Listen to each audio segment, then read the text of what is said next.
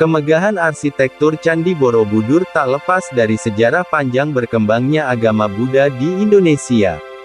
Kemasyhuran Candi Borobudur terkenal hingga ke mancanegara dan dikenal sebagai monumen Buddha terbesar di dunia. Terletak di Magelang, Jawa Tengah, Candi Borobudur mengalami masa pemugaran cukup lama untuk mengembalikan keagungannya. Candi Borobudur merupakan salah satu harta karun paling berharga di Indonesia dan dunia. Candi Borobudur termasuk salah satu kuil Buddha, dan menjadi candi terbesar di dunia, karena kemegahan dan keindahan candi yang dibangun pada abad ke-8 ini sudah ditetapkan oleh UNESCO pada 1991 sebagai warisan kebudayaan dunia. Sejarah tentang berdirinya Candi Borobudur sampai saat ini belum ditemukan bukti tertulis siapa yang membangun candi tersebut. Diperkirakan Candi Borobudur dibangun pada tahun 800 Masehi. Perkiraan waktu pembangunan candi didasarkan pada perbandingan antara aksara yang tertulis di kaki tertutup Karmawi Bangga dengan jenis aksara yang umumnya digunakan prasasti kerajaan abad ke-8 dan abad ke-9. Candi Borobudur dibangun pada masa kerajaan dinasti Shailendra di Jawa Tengah yang bertepatan kurun waktu 760 hingga 830 Masehi. Pembangunan Borobudur diprediksi membutuhkan waktu puluhan hingga ratusan tahun sampai benar-benar rampung pada masa pemerintahan Raja Samaratungga tahun 825 Masehi. Karena kurangnya bukti tertulis dan otentik, sejarah pembangunan Candi Borobudur masih sedikit kabur, yang jelas Candi Borobudur dibangun saat kejayaan dinasti Shailendra. Selain itu juga sempat tidak ada kejelasan tentang Candi Borobudur dari peninggalan agama apa. Apakah agama Buddha atau agama Hindu? Diketahui bahwa warga dinasti Shailendra penganut agama Buddha, namun berdasarkan penemuan prasasti Sojomerto, menunjukkan bahwa awalnya mereka mungkin beragama Hindu. Di daerah itu memang banyak dibangun candi Hindu dan Buddha, ada juga candi suci Siwalingga di kawasan Borobudur yang merupakan candi Hindu. Meskipun demikian umumnya para sejarawan menyepakati Candi Borobudur adalah peninggalan kerajaan Buddha.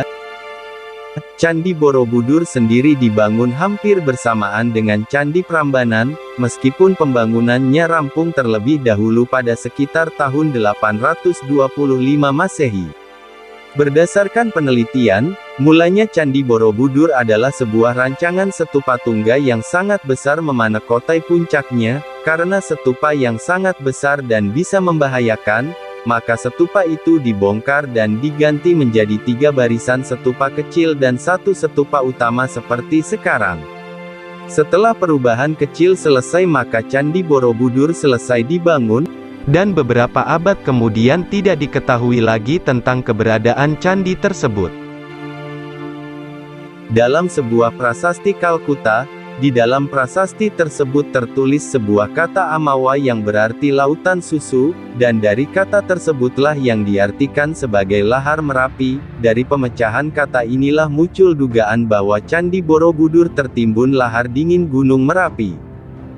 Pada masa Perang Inggris-Belanda dalam merebutkan Pulau Jawa, Jawa di bawah pemerintahan Britania pada tahun 1811 sampai 1816 Masehi. Thomas Stamford Raffles ditunjuk sebagai Gubernur Jenderal, dan ia memiliki minat istimewa terhadap daerah Jawa. Thomas Stamford Raffles mengumpulkan artefak-artefak antik kesenian Jawa kuno, dan membuat catatan tentang sejarah dan kesenian Jawa yang dikumpulkan dari perjumpaannya dengan masyarakat setempat. Pada kunjungan infeksinya di Semarang pada tahun 1815 ia dikabari dengan adanya bangunan yang besar yang terletak di dalam hutan dekat dengan desa Bumi Segoro. Karena berhalangan dan tugasnya sebagai Gubernur Jenderal maka ia tidak bisa pergi sendiri mencari bangunan itu. Lalu seorang insinyur Belanda yang bernama Cornelius diutus untuk menyelidiki bangunan besar tersebut. 2 bulan kemudian Cornelius beserta anak buahnya menebang pepohonan dan semak belukar yang tumbuh di bangunan dan membersihkannya dari lapisan tanah yang mengubur bangunan candi tersebut. Karena tanah yang digali rawan longsor, ia tidak dapat menggali dan membersihkan semua lorong-lorong yang berada di bangunan tersebut, dan akhirnya ia melaporkan hasil penemuannya kepada Raffles untuk menyerahkan hasil gambar dan sketsa dari bangunan candi tersebut. Meskipun hasil penemuan ini hanya menyebutkan beberapa kalimat, Raffles dianggap berjasa atas penemuan kembali monumen itu, serta menarik perhatian dunia atas penemuan monumen yang telah hilang tersebut. Lalu pada tahun 1835, seorang pejabat pemerintahan Hindia Belanda yang bernama Hartman meneruskan kerja Columbius, hingga pada tahun 1835, akhirnya seluruh bagian bangunan telah tergali dan terlihat. Namun minatnya terhadap Borobudur lebih bersifat pribadi daripada tugas kerjanya. Hartman tidak menulis laporan atas kegiatannya. Secara khusus beredar bahwa ia telah menemukan arca Buddha besar di stupa utama. Pada tahun 1942, Hartman menyelidiki stupa utama, meskipun apa yang ia temukan tetap menjadi misteri karena bagian dalam stupa tersebut ternyata kosong. Proses penelitian Candi Borobudur yang dilakukan pada pemerintahan Hindia Belanda ini terjadi selama puluhan tahun. Dalam waktu yang cukup lama tersebut, Borobudur menjadi korban keserakahan para penjajah.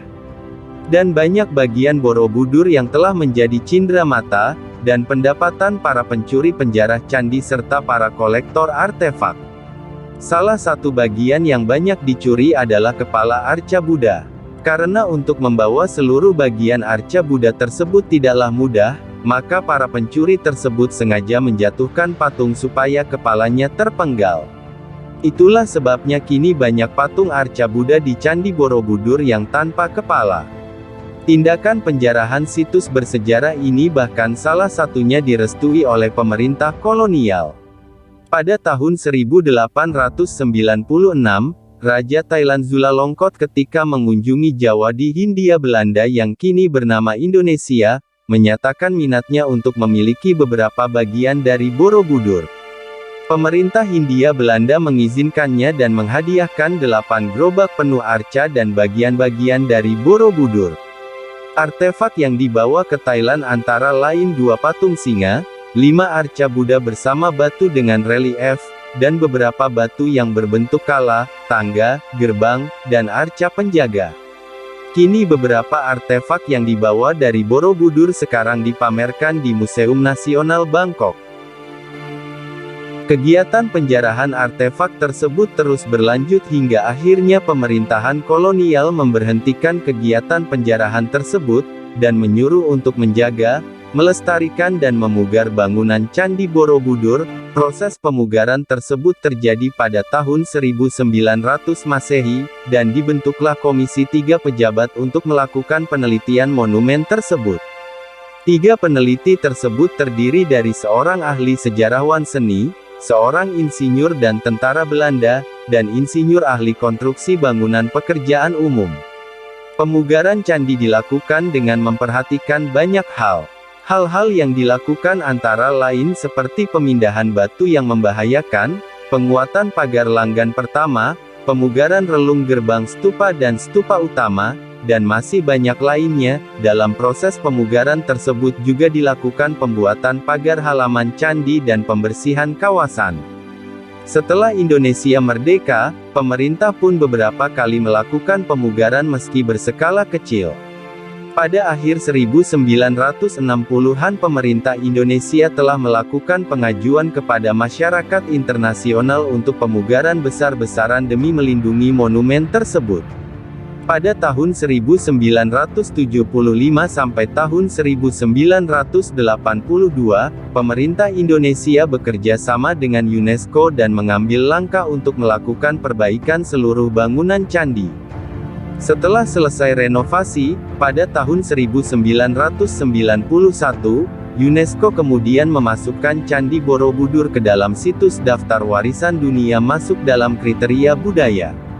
Itulah sedikit sejarah tentang Candi Borobudur. Semoga dengan sedikit cerita tadi bisa bermanfaat, dan terima kasih sudah menonton video ini.